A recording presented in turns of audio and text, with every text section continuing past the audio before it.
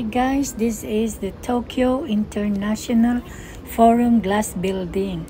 Bago lang siya, and as you can see sa mapa ay paoblong ang shape niya.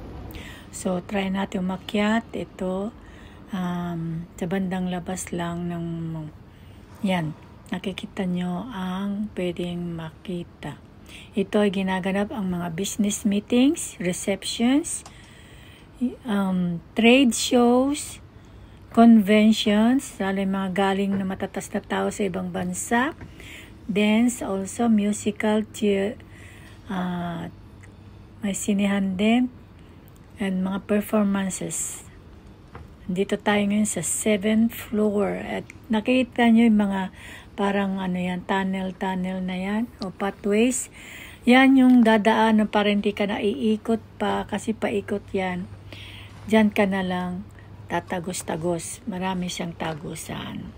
Para madaling pumunta sa kabilang building. Ayan. Kaysa nasa gitna kami ngayon, na kinukunan namin ng views.